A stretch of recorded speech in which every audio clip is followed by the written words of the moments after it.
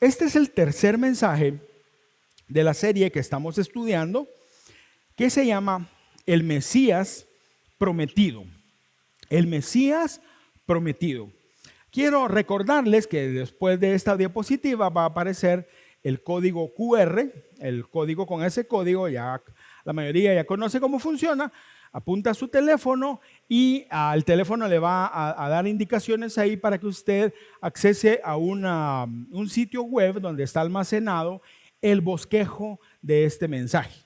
Así que no tiene que andar corriendo tanto para poder apuntar, aunque si quiere apuntar está bien, pero ahí están los versículos, están los puntos principales, las ideas principales del mensaje. Y después, si ahorita no le dieron ganas de tomarlo, después va a volver a aparecer, no hay lío.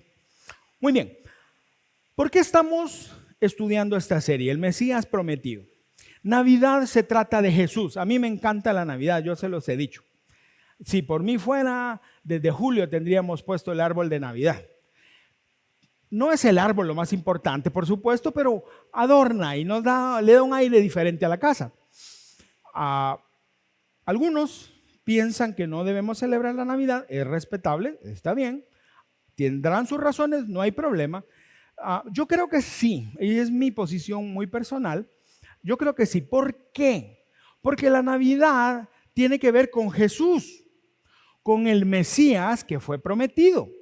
Ahora, eso lo sabemos, los cristianos lo sabemos, desde chiquitos lo escuchamos, pero la pregunta es esta: ¿por qué necesitábamos un Mesías? ¿Por qué Dios prometió a un Mesías? Y hemos visto desde el primer mensaje de la serie que rastrear la historia del Mesías no es suficiente ir a Mateo o a Lucas, los primeros capítulos, y que de ahí en adelante. No, hay que ir más atrás. Si salimos 700 años o vamos 700 años atrás con Isaías, sí, Isaías es uno de los profetas que habló más del Mesías, pero no empezó todo ahí.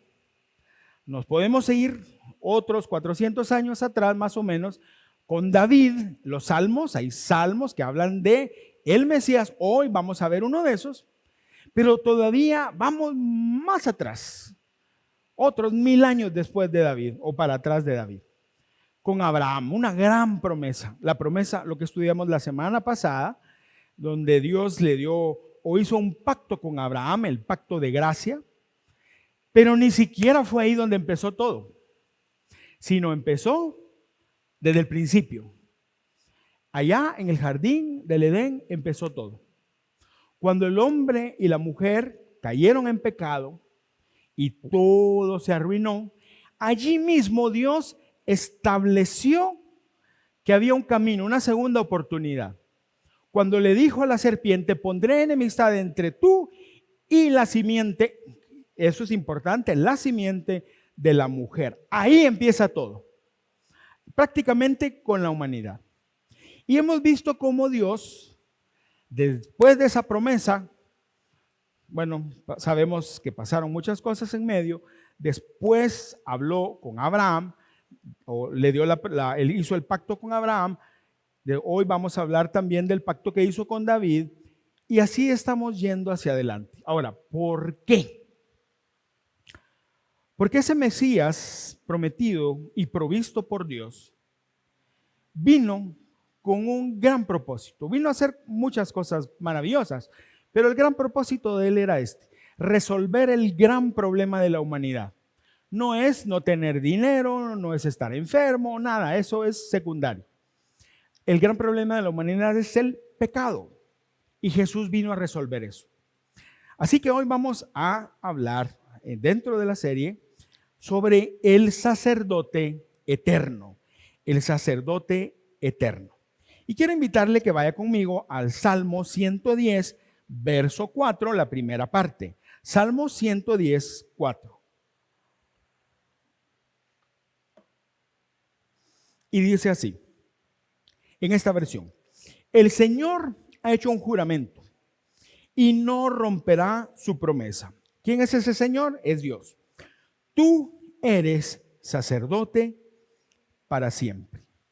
Tú eres sacerdote para siempre. Este salmo, vamos a ver en un momento los primeros versículos, los vamos a estudiar, pero este es un salmo que se conoce como un salmo regio, un salmo que habla de un rey, pero no habla de cualquier rey. No es David, porque David lo escribió, alabándose a él como rey, ni hablando de sus descendientes reyes, sino está hablando de el gran rey, el Mesías. Ahora, el Mesías sería un rey, pero aquí dice que Dios ha hecho un juramento y le dijo, tú eres sacerdote para siempre. Entonces, rey o sacerdote. Para entender esto tenemos que regresar un poco y este es nuestro primer punto.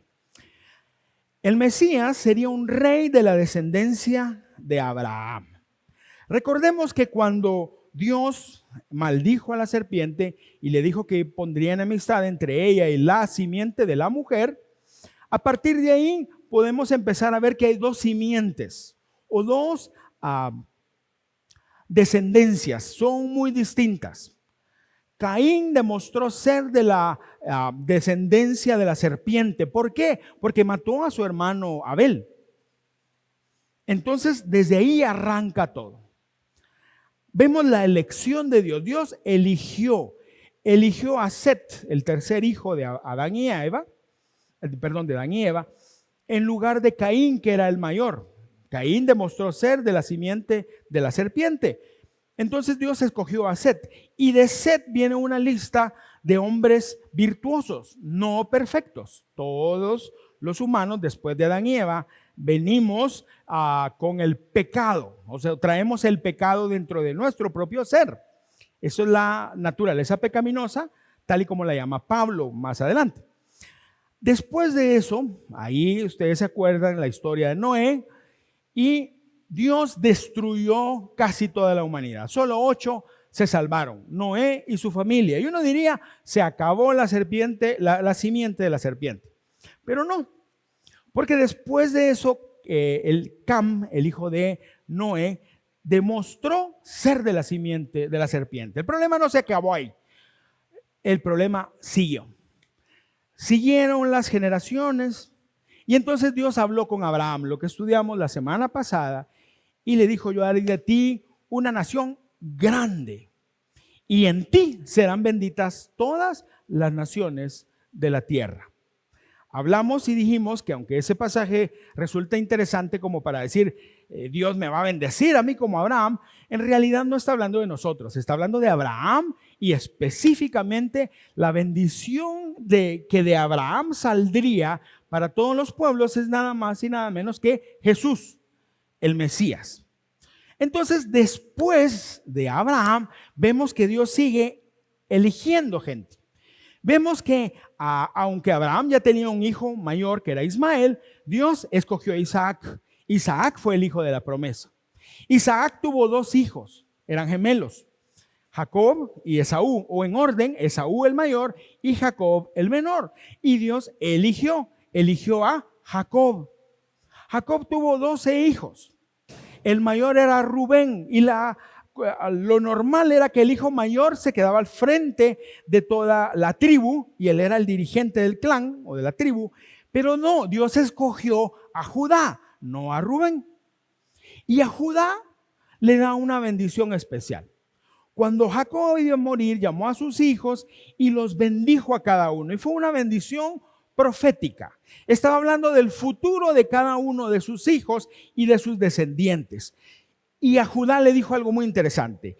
Vamos a Génesis 49, versos del 8 al 10.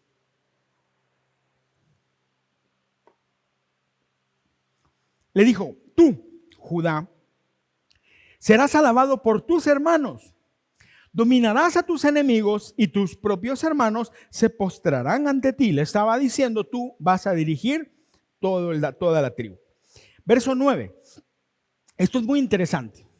Dice, mi hijo Judá es como un cachorro de león que se ha nutrido de la presa, se agacha como un león, se tiende como una leona. ¿Y quién se atreverá a despertarlo? Verso 10, el cetro no se apartará de Judá, ni de entre sus pies el bastón de mando, hasta que llegue el verdadero rey, quien merece la obediencia de los pueblos. Una bendición poderosa, pero muy interesante por sus palabras. Primera cosa, vimos, Judá heredó el gobierno del clan o de la tribu. Segunda cosa, el cachorro de león.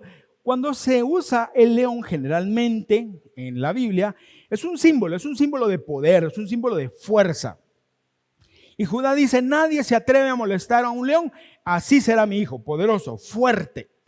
Pero después dice algo más, dice, el cetro y el bastón de mando no se apartarán de él. Son dos formas de decir la misma cosa, que de la tribu de Judá saldrían los reyes que dirigirían los destinos de la nación de Israel. Ahora, esto es interesante porque en ese tiempo la familia de Jacob era chiquita, era pequeñita, deben haber sido tal vez 200 personas o un poco más. No era una nación, no necesitaban un rey, pero desde ahí Dios inspiró a Jacob para bendecir de esta forma a su hijo Judá. Así que de la tribu de Judá salieron los reyes, los legítimos reyes, que dirigieron a la nación de Israel. Pero hay una frase más que es tal vez la más importante. Porque dice, de Judá van a salir los reyes de Israel hasta que, y me encanta eso, hasta que tiene un límite, hasta que llegue el verdadero rey, quien merece la obediencia de los pueblos. Eso es un mensaje profético y está apuntando inicialmente a 800 años más tarde, cuando Dios escogería a David de la tribu de Judá para que fuese rey, y después de eso haría un pacto con David para que de su familia siempre hubiera alguien en el trono. Pero recordemos las palabras de Jacob a Judá, hasta que llegue el verdadero rey. Y ese verdadero rey es el Mesías. Ahora, ¿cuál fue ese pacto de Dios con David? Vamos a dar un salto ahorita como de 800 años hacia el futuro, a 2 Samuel capítulo 7, verso 16.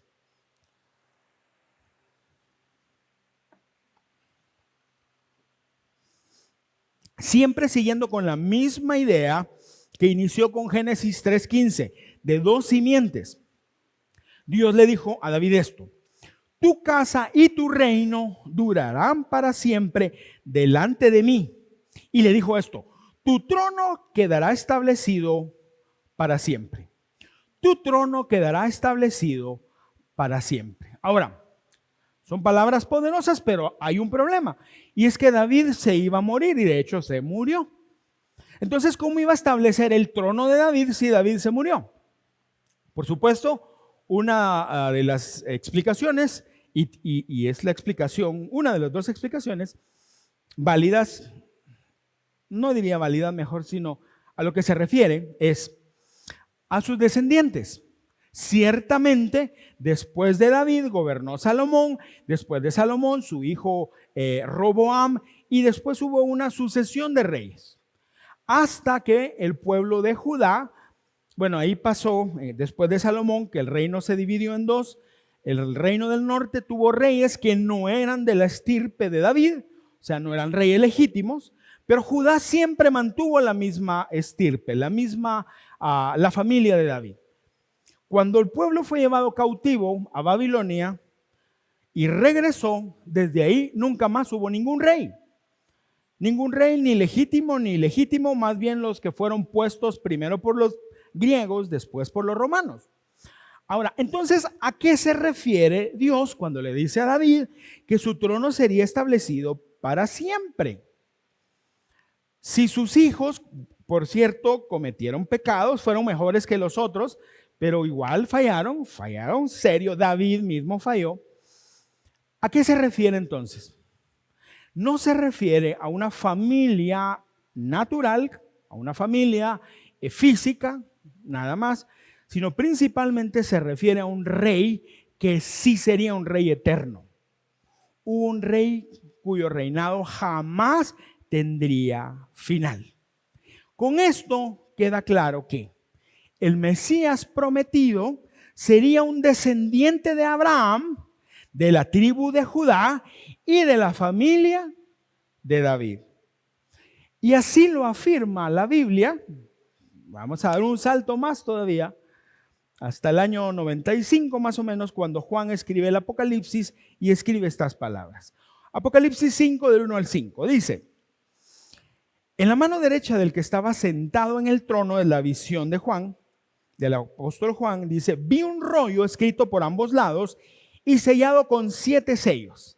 También vi a un ángel poderoso que proclamaba a gran voz: ¿quién es digno de romper los sellos y de abrir el rollo? Pero ni en el cielo, ni en la tierra, ni debajo de la tierra hubo nadie capaz de abrirlo ni de examinar su contenido. Y dice Juan: yo lloraba mucho porque no se había encontrado a nadie que fuera digno de abrir el rollo ni de examinar su contenido. Y uno de los ancianos que estaba presente ahí le dijo: Juan, deja de llorar. Oiga esto, que ya el león de la tribu de Judá, la raíz de David, ha vencido. Él sí puede abrir el rollo y sus 7 sellos. ¿De quién está hablando? Del Mesías prometido, Jesús. Ahí es donde tiene sentido la bendición de Jacob. Judá es como un león, como el cachorro de un león. Porque ahora el anciano en la visión de Juan dice: el león de la tribu de Judá, la raíz de David, ha vencido. Entonces el Mesías es un rey eterno que proviene de la simiente correcta, la simiente de Abraham, de la familia real, la familia de David. Y eso nos lleva al segundo punto. Sacerdote real. Sacerdote real. Para los israelitas esto no existía. Vamos a ver el Salmo. Salmo 110, versos del 1 al 4. Dice: Jehová dijo a mi Señor. David está escribiendo esto: siéntate a mi diestra hasta que ponga a tus enemigos por estrado de tus pies. Jehová enviará desde Sión la vara de tu poder. Domina en medio de tus enemigos. Verso 3: tu pueblo se te ofrecerá voluntariamente en el día de tu poder, en la hermosura de la santidad. Desde el seno de la aurora tienes tú el rocío de tu juventud. Verso 4, que es el verso que nos sirvió de introducción al mensaje, ahora lo vamos a ver en detalle. Dice: juró Jehová y no se arrepentirá. Tú eres sacerdote para siempre, según el orden de Melquisedec. Este salmo, el Salmo 110, es uno de los salmos más citados en el Nuevo Testamento. De hecho, se pueden contar hasta 27 referencias directas o indirectas solo del versículo 1. Jesús lo mencionó y lo vamos a ver ahora. Tradicionalmente, desde tiempos del Antiguo Testamento, este salmo se atribuyó a David y Jesús mismo lo afirma. Marcos 12, 35 al 37, primera parte. Dice: mientras enseñaban en el templo, Jesús les propuso. Estaba hablando con la gente. Dice: ¿cómo es que los maestros de la ley dicen que el Cristo, recordemos que Cristo es la palabra griega para referirse al Mesías? Mesías es la forma como se llamaba en el Antiguo Testamento. En el Nuevo Testamento es Cristo. Entonces dice Jesús: ¿cómo es que los maestros de la ley dicen que el Cristo es descendiente de David? David mismo, hablando por el Espíritu Santo, o sea, inspirado por el Espíritu Santo, declaró: dijo el Señor a mi Señor: siéntate a mi derecha hasta que ponga a tus enemigos debajo de tus pies. Es una cita directa del Salmo 111 que acabamos de leer, verso 37. Dice Jesús, si David mismo lo llama Señor, ¿cómo puede entonces ser su descendiente? ¿Cómo puede entonces ser su descendiente? Esto se entiende mejor cuando vamos al idioma original. En el idioma original, y esta versión, la Reina Valera 60, es un poco más literal en eso. Dice, Jehová dijo a mi Señor. Esa palabra Señor es la palabra Adonai. Ciertamente la palabra Adonai no se usaba solo para hablar de Dios, sino se usaba también para hablar de gente muy importante. La idea siempre fue alguien superior. Pero en este caso definitivamente, y como en muchos otros en el Antiguo Testamento, está hablando de Dios. Entonces dice, Jehová le dijo a mi Adonai, a mi Señor. Y lo que dice Jesús es, bueno, pero si David está diciendo esto, ¿por qué le llama Señor a quien Dios Padre le está hablando? Dicho de otra forma, los judíos de ese tiempo entendían que ese salmo era un salmo mesiánico, con referencia al Mesías. Cuando Jesús dijo esto, ellos lo entendieron perfectamente. Nosotros necesitamos entenderlo porque estamos lejos, pero ellos lo entendieron. Ahora, ¿por qué lo dijo Jesús? Porque Jesús hacía referencia a que el Mesías, que los judíos estaban esperando y no se daban cuenta que el que les estaba hablando era el Mesías, que el Mesías era descendiente de David, tal y como había sido profetizado, porque lo que Dios profetiza siempre se cumple. Pero a pesar de eso, el linaje real de ese rey, del Mesías, era mucho más elevado, porque es a la vez el Adonai o el Señor de David. En otras palabras, el Mesías sería al mismo tiempo un rey de un alto linaje humano, pero también sería un rey divino. Sería un rey del cielo, un rey Dios mismo. Eso es. Entonces en el Mesías habría una parte humana y una parte divina. Eso es lo que está diciendo desde aquí. Ahora, interesante. Salmo 110, la primera parte, dice, verso 3. Tu pueblo se te ofrecerá voluntariamente.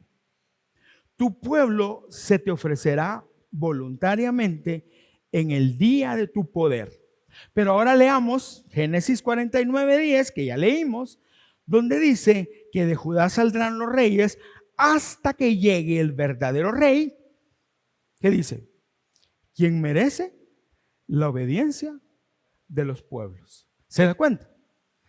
Cuando llegue el verdadero rey, él merece la obediencia de los pueblos. Y el Salmo 110 dice, tu pueblo se te ofrecerá voluntariamente. ¿Se da cuenta qué está diciendo David? Está hablando del verdadero rey que Jacob también anunció. La referencia de David en ese salmo es a un ejército.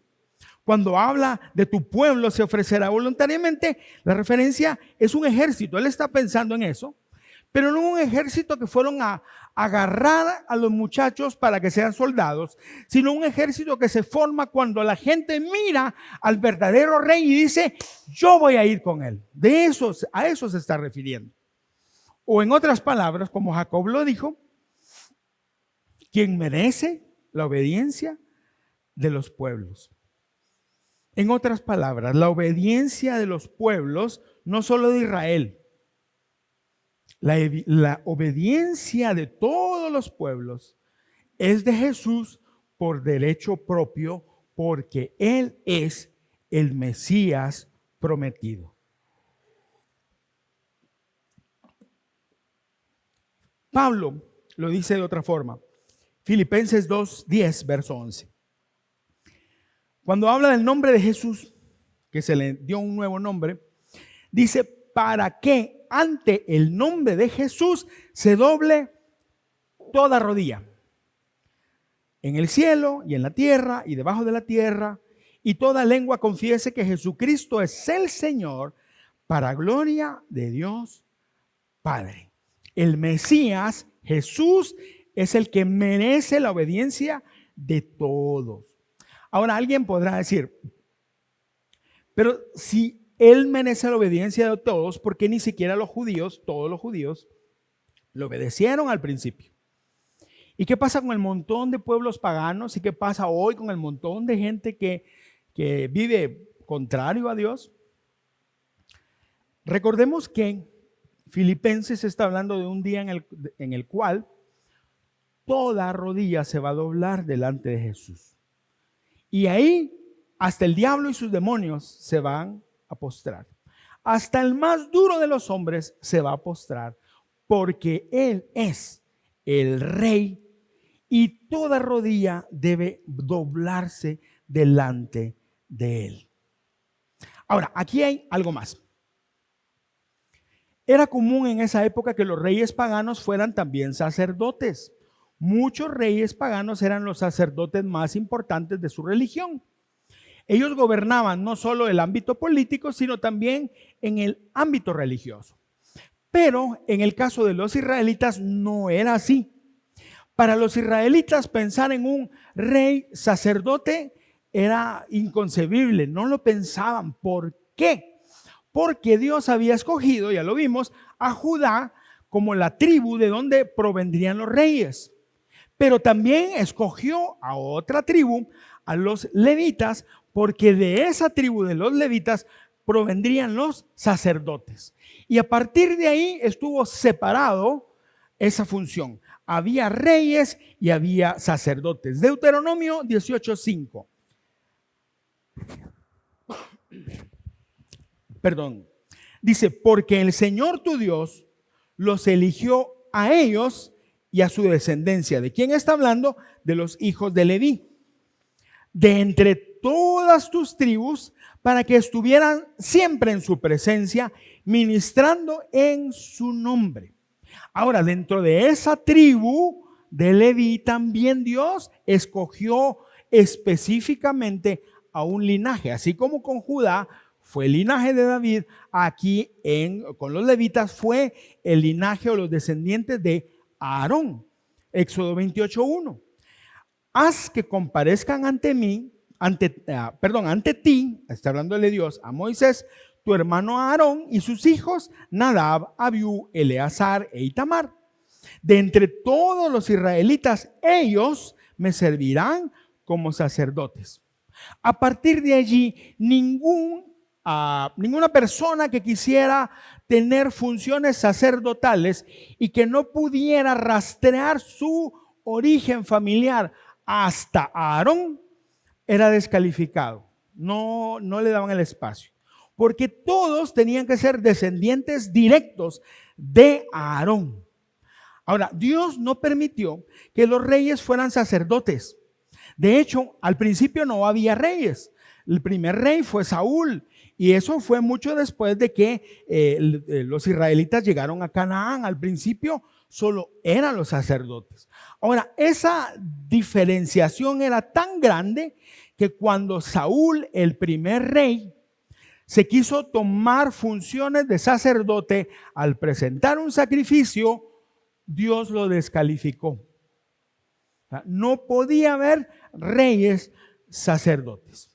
Ahora, es evidente que este Salmo 110 está hablando de un rey, porque en el verso 2 y 3 habla de dominio sobre tus enemigos, habla de vara del poder y habla de un ejército que se ofrecerá voluntariamente. Definitivamente David está hablando del rey mesiánico. Pero entonces pasa algo. Versículo 4. Ahí hay un giro que nadie esperaba. Leamos nuevamente el versículo 4.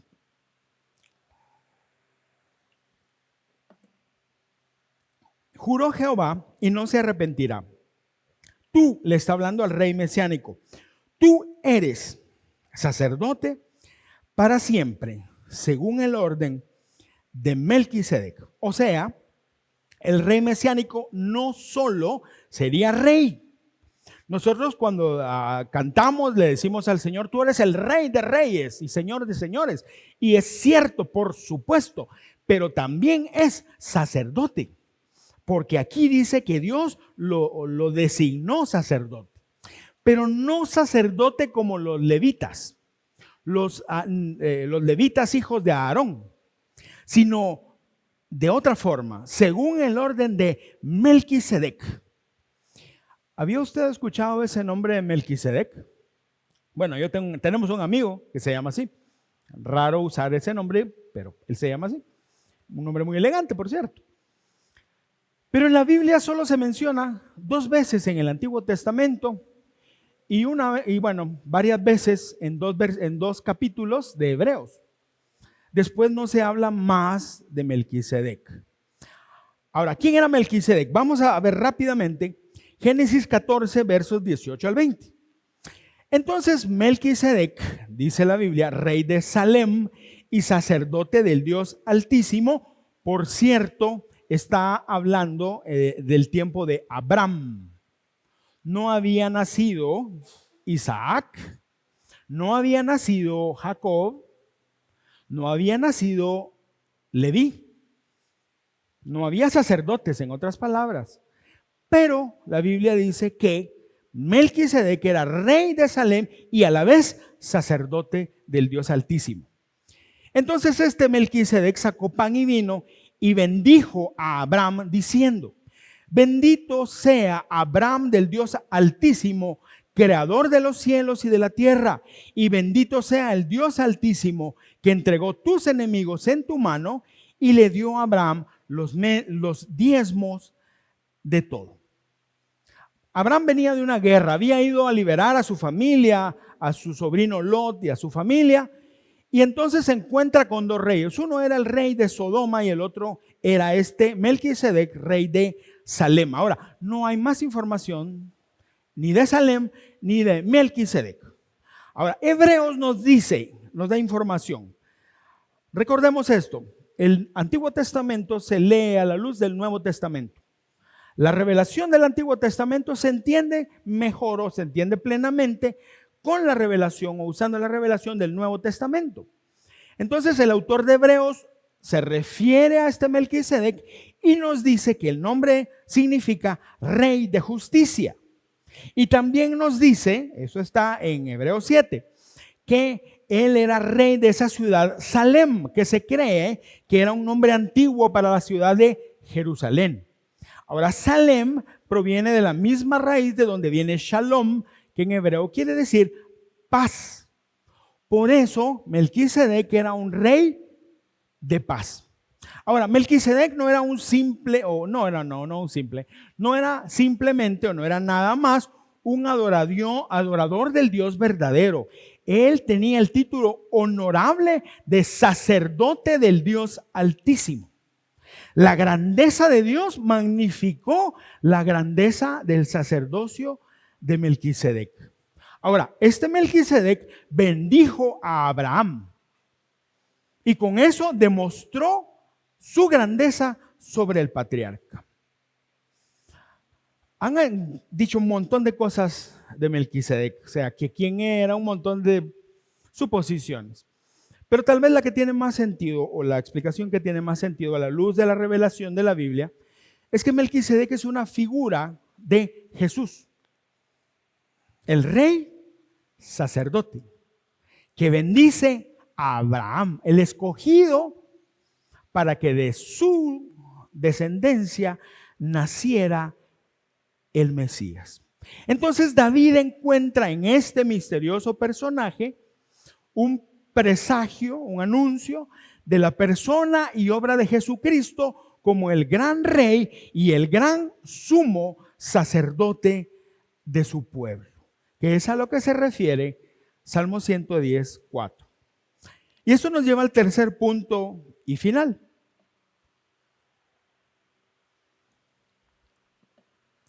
Primero vimos que el Mesías era un rey de la descendencia de Abraham y de la familia de David, pero también era un sacerdote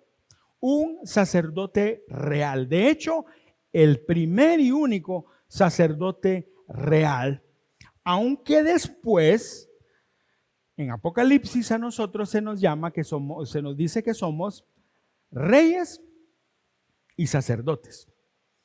eso es otra cosa. Pero no voy a entrar ahí, es mucho tiempo. Pero vamos a Hebreos. Hebreos capítulo 5, versos 5 al 6 y después del 8 al 10. Y está hablando del mismo tema de Melquisedec. Dice, por eso Cristo, ahora ya el autor de Hebreos, no sabemos quién es, algunos piensan que Pablo fue el autor, pero en general la mayor parte de los estudiosos están de acuerdo de que no sabemos quién fue. Pero dice, por eso Cristo no se honró a sí mismo haciéndose él sumo sacerdote, sino que fue elegido por Dios, quien le dijo, tú eres mi hijo, hoy he llegado a ser tu padre. Y esta es una referencia directa al Salmo 2, que también es un salmo mesiánico. Y en otro pasaje, dice el autor de Hebreos, Dios le dijo, tú eres sacerdote para siempre, según el orden de Melquisedec. Aunque era hijo de Dios, versículo 8, Jesús aprendió obediencia por las cosas que sufrió. De ese modo, Dios lo hizo apto para ser el sumo sacerdote perfecto. Jesús no fue el primer sumo sacerdote. El primer sumo sacerdote fue Aarón. Pero Jesús fue el sumo sacerdote y es el sumo sacerdote perfecto. Y Jesús llegó a ser la fuente de salvación eterna para todos los que le obedecen. Y Dios lo designó sumo sacerdote según el orden de Melquisedec. Aquí hay una cosa hermosísima para nosotros. Jesús no solo es rey, Jesús también es sacerdote y sacerdote eterno, así como es rey eterno. Si Jesús solo fuera rey, nosotros podríamos vivir confiados en el justo juicio del rey, de Jesús. Pero como Él, además de ser rey, es el sacerdote eterno o el sumo sacerdote eterno, entonces el rey justo que gobierna sobre su pueblo es también el sumo sacerdote que, a diferencia de los sacerdotes humanos que presentaban un sacrificio, el sumo sacerdote eterno Jesús se ofreció a sí mismo. O sea, Él no solo fue el sacerdote que ofreció el sacrificio, Él, no el sacrificio, sino Él mismo fue el sacrificio. Él mismo se entregó como sacrificio expiatorio. Y por ese sacrificio, tú y yo somos hoy salvos, hijos de Dios. Es maravilloso. No solo es nuestro rey, es nuestro salvador. Y eso es la muestra perfecta de la función del Mesías. Pero vamos a ver un poquitito más. Hebreos 7. En Hebreos 7, el autor está haciendo no diría una comparación, sino un contraste entre el sacerdocio aarónico o el sacerdocio de Aarón y su familia, en otras palabras, el sacerdocio humano, y el sacerdocio divino de Jesús según el orden de Melquisedec. Y entonces lo que dice ahí, yo le invito a que lea Hebreos 7, léalo y se va a dar cuenta. Lo que el autor dice, en pocas palabras, es esto.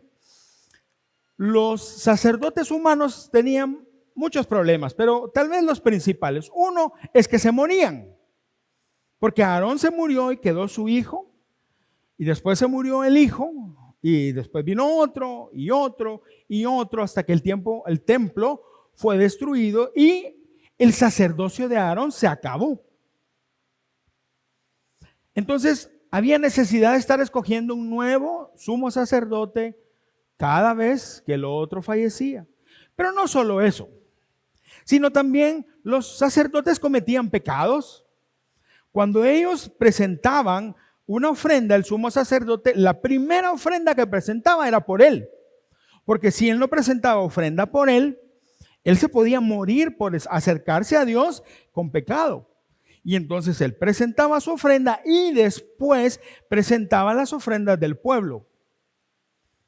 Y esto era la de nunca acabar. En el templo de Jerusalén, cuando el templo estaba funcionando y el sacrificio era continuo, todo el día, todos los días, excepto el sábado, había sacrificios uno tras otro, tras otro, tras otro, tras otro, tras otro, tras otro, tras otro, tras otro, por cientos de años. Y uno dirá, qué lindo. Nosotros hemos visto recreaciones o imágenes del templo de Salomón, que fue el más hermoso, o tal vez del segundo templo, que fue el que empezó Zorobabel y que terminó de construir Herodes, por cierto. Y un templo hermoso, y uno diría, qué lindo debe haber sido estar ahí y ver que el sacerdote presentaba los sacrificios y ver cómo subía como humo fragante el sacrificio delante del Señor. Sí debe haber sido lindo, pero no agradable. Primero, sangre. Había sangre todo el día y por todos lados. Aunque limpiaban, por supuesto, había instrucciones claras. Pero había sangre, sangre, sangre, sangre, sangre, sangre, sangre. Y no solo eso, olor a sangre quemada y a un animal quemado todo el tiempo. Realmente, creo yo, acercarse a ese lugar no debe haber sido tan agradable. Imagínese usted, no estamos hablando de un buen asado con un buen pedazo de picaña o de entraña o lo que tú quieras, no. Estamos hablando de carne presentada a carbonizarla, porque eso es lo que tenía que hacer. Sangre que se vaciaba sobre el altar para que se quemara. Sangre que estaban limpiando, alguna sangre seca. Y la lógica es que había moscas ahí también. Esa es la lógica. Imagínese usted cómo era eso. No era bonito. No era bonito. Ahora, ¿por qué Dios permitió eso? Porque el sistema de sacrificios del Antiguo Testamento tenía un propósito.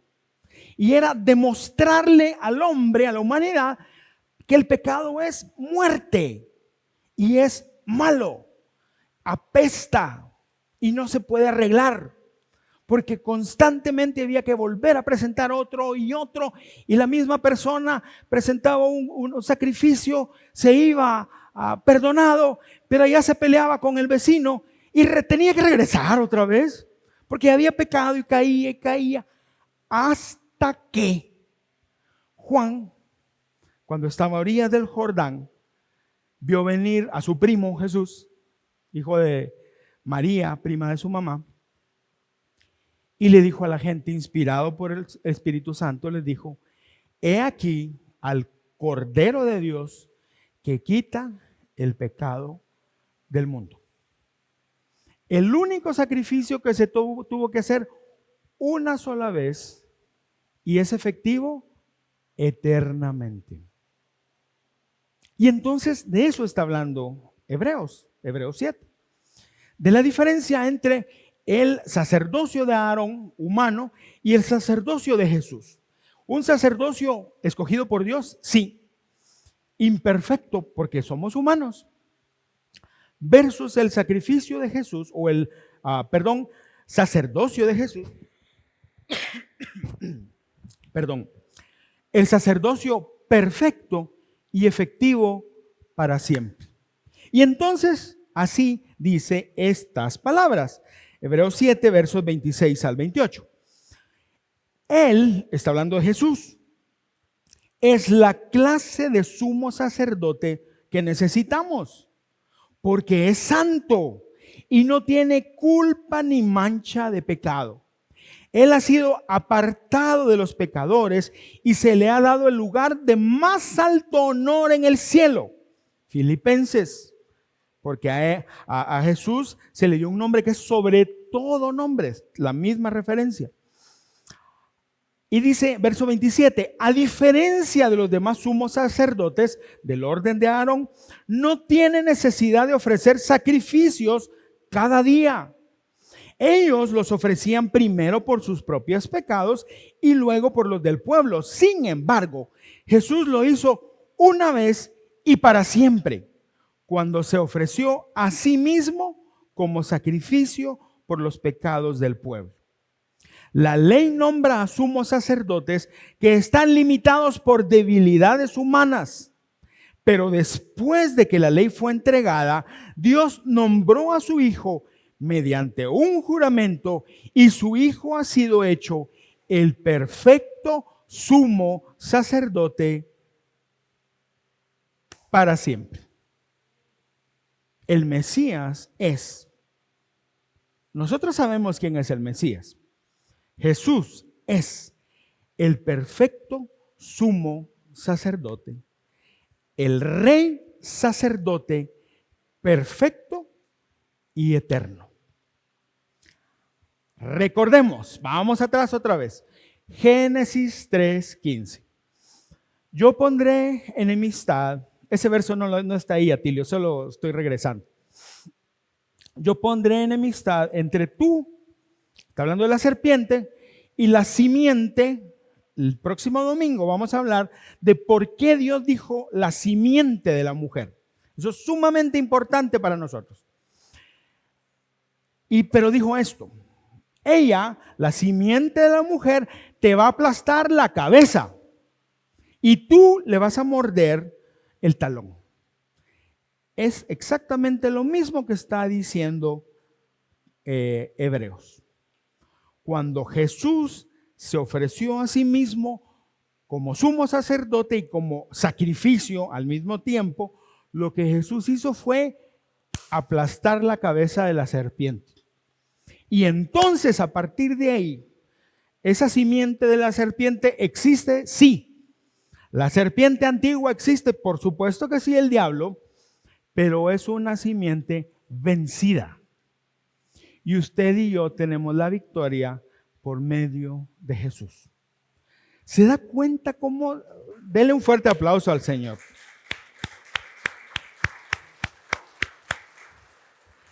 ¿Se da cuenta cómo es de maravillosa la Biblia? Que nos muestra desde el principio la promesa y nos ha llevado hacia adelante, cómo Dios ha ido refinando el camino por el cual esa promesa se iba a cumplir hasta que esa promesa se cumple. Y ahora déjeme leer Hebreos 4 del 14 al 16. Porque aquí hay dos razones. Dos razones más por las cuales debemos estar agradecidos, porque Jesús es el Rey sacerdote perfecto y eterno. Y dice así: por lo tanto, Hebreos 4, 14 al 16, ya que tenemos un gran sumo sacerdote que entró en el cielo, Jesús, el Hijo de Dios, aferrémonos a lo que creemos. Nuestro sumo sacerdote comprende nuestras debilidades, porque enfrentó todas y cada una de las pruebas que enfrentamos nosotros. Sin embargo, Él nunca pecó. Así que, o a consecuencia de, acerquémonos con toda confianza al trono de la gracia de nuestro Dios. Allí recibiremos su misericordia y encontraremos la gracia que nos ayudará cuando más la necesitemos. No hay debilidad nuestra que Jesús no pueda entender. Jesús fue 100% hombre y 100% Dios. La entiende, aunque Él no pecó, nosotros sí. Pero no se entiende. ¿No es cierto que a veces uno tiene alguna pena de compartir una necesidad o algún problema con alguien porque uno piensa que no te van a entender? Y tú dices: ay, ¿será que le cuento? Es que yo no sé si Odir me va a entender porque como a él le va tan bien y él es tan perfecto, un gran tipo, y yo soy tan chueco, no me va a entender, me va a juzgar, no, mejor no digo nada. ¿No es cierto que a veces pensamos eso? ¿Y sabe qué? Pensamos lo mismo de Dios. Pero Jesús pasó por todo lo que nosotros pasamos. Porque nuestro sumo sacerdote no es un fariseo de los tiempos de Jesús que caminaba haciendo sonar las campanitas que tenía en su ropa para que la gente se apartara de él, porque el tipo era tan santo que si hubieran visto debajo de su ropa, el tipo ni tocaba el suelo, el tipo iba así volando, que era santísimo, según ellos, por supuesto. Jesús no es así. Jesús, cuando aquella mujer que fue acusada delante de él y la querían apedrear, y la mujer se postró tirada o se cayó delante de él llorando, ¿qué hizo Jesús? Se agachó a la par de ella. Así es Jesús.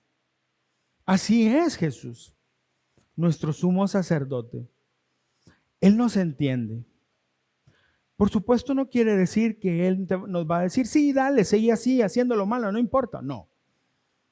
Él entiende nuestra debilidad, pero Él también nos dirige al Padre para que recibamos perdón. Y la segunda cosa que dice este pasaje, que podemos acercarnos con toda confianza al trono de la gracia de nuestro Dios. Para nosotros es un poco difícil entender esa frase. Porque nosotros, si vamos a reunirnos con alguien importante, tenemos que llamar a su secretaria, pedirle una cita, o a veces necesitamos que alguien más nos apoye para poder llegar con esa persona, y esa persona nos va a dar 5 minutos de su ocupadísimo tiempo, solo porque es buena gente. En el tiempo en el cual esto se escribió, ¿qué idea era? Entrar a la corte del rey no era para cualquiera. Bueno, hoy tampoco puedes entrar a la casa del presidente, pero era peor. A la corte del rey no entraba cualquiera, y si alguno osaba acercarse al rey, antes de que diera otro paso, le estaban cortando la cabeza. O sea, es que así era. Nadie se podía acercar al rey, más los reyes paganos que según ellos eran Dios. Y lo que Hebreos está diciendo, nosotros podemos entrar delante y hablar con Jesús y tomarlo de la mano o acercarnos y recibir un abrazo de Él. El Rey del universo, el Señor de señores, el sumo sacerdote perfecto y eterno, te toma en sus brazos y te da un abrazo. Y si necesitas que te cargue, Él te va a levantar y Él te va a llevar. A eso se refiere. Por eso es tan importante que el rey mesiánico fuera también el sumo sacerdote perfecto. Y por eso tú y yo tenemos acceso a Dios, al trono de la gracia, para encontrar la ayuda que necesitamos en cualquier momento. En cualquier momento.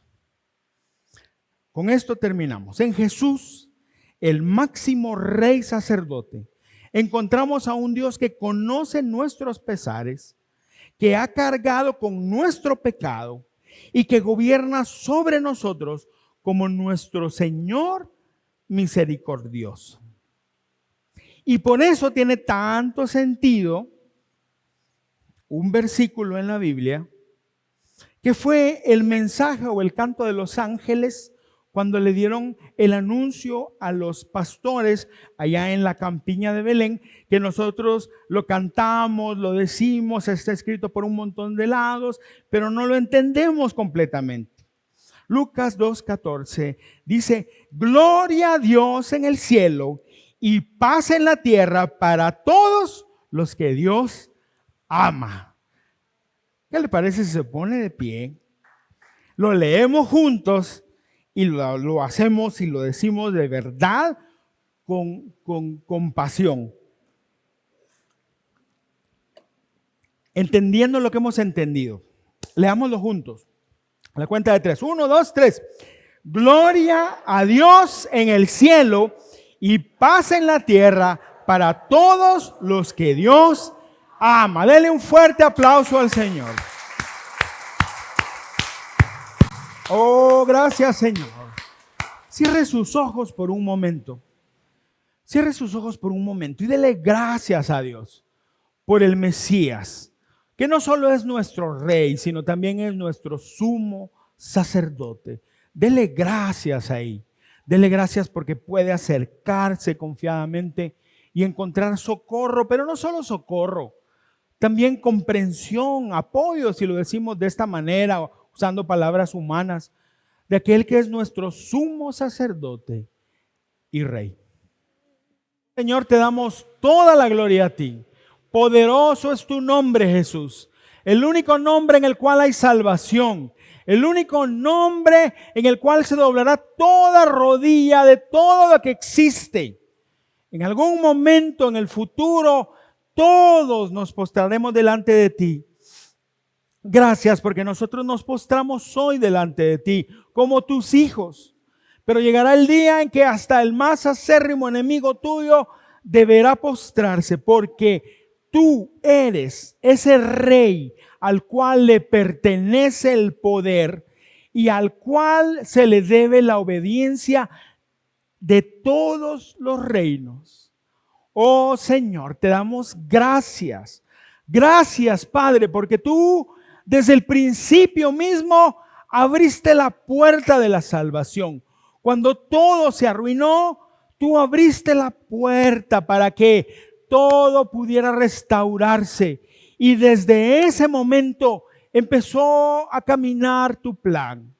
Han pasado miles de años desde eso, porque tú fuiste revelándote, tú fuiste preparando el espacio y como dice tu palabra, cuando llegó el tiempo oportuno, nació Jesús, hijo de mujer, nacido bajo la ley, tal y como tú lo dijiste, que de la simiente de la mujer saldría el que finalmente aplastaría la cabeza de la serpiente y de su simiente. Oh Señor, cuando vemos esto, cuando estudiamos tu palabra y nos damos cuenta cómo tú obras por familias, en historia, para ti no fue problema que Sara fuera estéril o que Rebeca fuera estéril. Nunca fue problema que la mamá de Juan fuera estéril también, porque tú eres el Dios todopoderoso y todo ha salido de acuerdo a tu propósito, de acuerdo a tu plan. Señor, sabemos porque tu palabra nos lo enseña que nada ni nadie se puede oponer a ti. Pero lo más maravilloso de todo es que todo lo hiciste porque nos amas y porque querías salvarnos. Porque nuestro más grave problema de todos es el pecado. Pero tú diste la provisión para que ese pecado fuera pagado por tu Hijo el Mesías, Jesucristo, el Rey de Reyes, el Señor de Señores, el sacerdote eterno. Y con esto transformaste nuestra vida y cambiaste nuestro destino eterno. Te damos toda la gloria a ti, Señor. Jesús, y en estos días que el mundo está ocupado corriendo en organizar fiestas, en dar regalos, en tener tiempo de familia, Señor, nosotros también celebramos, pero celebramos lo correcto. Y es que el Mesías prometido vino, y no solo vino, cumplió su propósito. Y a raíz de eso, nosotros no solo vemos hacia atrás lo que tú has hecho, sino vemos hacia el futuro, porque sabemos que el futuro todavía es más grandioso. Oh Jesús, te adoramos con todo nuestro corazón y te damos toda la gloria a ti. Gracias, porque por medio de ti podemos acercarnos al trono del Rey y encontrar oportuno socorro. Gracias porque tú nos entiendes. Gracias porque tú no nos desechas. Gracias por tu amor y por tu obra en nuestras vidas. Gracias, Señor. Salimos de este lugar hoy con una comprensión más profunda de lo que tú has hecho por nosotros y cómo tú dirigiste la historia misma para salvarnos. Yo te pido, Señor, que eso alimente en nuestro corazón gratitud, alimente en nuestro corazón amor a ti, Alimente nuestro corazón de tal manera que podamos entregarnos a ti y confiar más y más en ti. Porque si tú nos muestras en tu palabra que tú dirigiste genealogías, historias, países, autoridades, todo para que tu propósito se cumpliera, con más razón puedes dirigir nuestra vida y puedes bendecirnos y sostenernos en medio de nuestras dificultades. Gracias, Señor. Gracias, Dios. También quiero pedirte, Señor, que bendigas las ofrendas que traemos al alfolí en esta semana. Señor, lo traemos porque te amamos a ti, porque reconocemos que tú eres nuestro Señor. Lo hacemos, Señor, porque sabemos que de esta manera nosotros, así como en la antigüedad se llevaba el diezmo al templo para sostener el templo, hoy traemos nuestras ofrendas para que tu obra avance, Señor, para que podamos alcanzar a otros para ti, para que podamos hacer la obra que tú nos has encomendado. Te pido, Dios, que bendigas a cada familia, que bendigas cada negocio, cada trabajo, que bendigas las empresas, los ministerios de cada uno, que bendigas la vida de cada uno de mis hermanos. Y Señor, que el 31 que estemos aquí, en esa noche de acción de gracias, nos falte el tiempo para poder agradecerte por tantas cosas que tú haces por nosotros. Señor, salimos de este lugar afirmados en nuestro corazón de la maravilla de la obra tuya en nuestra vida y confiados que tú obrarás más y más todavía para que tu propósito en nuestra vida se cumpla. En el nombre de Jesús. Amén y amén. Denle un fuerte aplauso al Señor, mi querido hermano. Gloria a Dios. Gloria a Dios. Que el Señor le bendiga, que la gracia del Dios sea abundante sobre su vida. Nos vemos jueves a las 7 de la noche.